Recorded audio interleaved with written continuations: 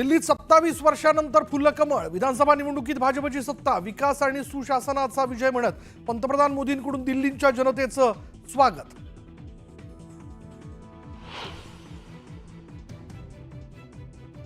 दिल्लीतील जनतेने दिलेला निकाल स्वीकारला.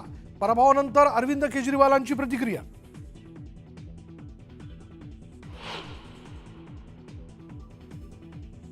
नवी दिल्ली मतदारसंघातून दिल्लीचे माजी मुख्यमंत्री अरविंद केजरीवाल यांचा पराभव. भाजपच्या परवेश वर्मांनी चारली केजरीवालांना धूळ.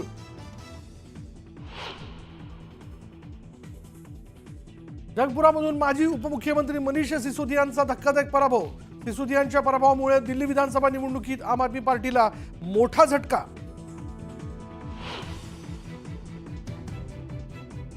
दिल्लीत सत्ता स्थापनेच्या दिशेने वाटचाल सुरू होताच भाजप कार्यकर्त्यांच्या उत्साहाला उधाण. ढोल ताशांच्या गजरात कार्यकर्त्यांचा जल्लोष.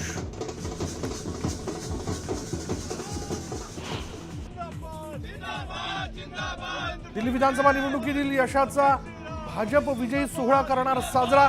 संध्याकाळी पंतप्रधान नरेंद्र मोदी भाजप मुख्यालयात विजयी कार्यकर्त्यांना करणार संबोधित. दिल्लीतील विजय हा मोदींची गॅरंटी, हा जनतेने केलेला अहंकाराचा पराभव. तर दिल्लीत आता विकास आणि विश्वासाच्या नव्या युगाला सुरुवात. अमित शहांकडून दिल्लीतील विजयाचं अभिनंदन. दारू घोटाळ्यामुळे आम आदमी पार्टीचा पराभव. आचार विचार शुद्ध नसल्यानं दिल्ली निवडणुकीत आम आदमी पार्टीला पराभवाचा झटका. अण्णा हजारेंची आपच्या पराभवावरून सडकून टीका.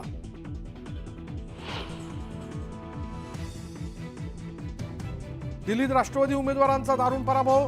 राष्ट्रवादीच्या सर्व 23 उमेदवारांचं डिपॉझिट जप्त. दिल्लीतील राष्ट्रवादी कार्यालयात शुकशुकाट.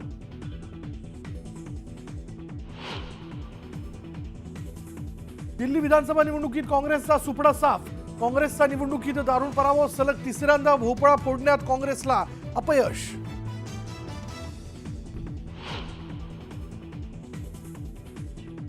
दिल्लीच्या निकालाचा बिहारवर परिणाम होणार. भाजप नेते सुधीर मुनगंटीवार यांचा दावा. तर काँग्रेसला कर्माचं फळ मिळाल्याचं म्हणत डागली तोफ.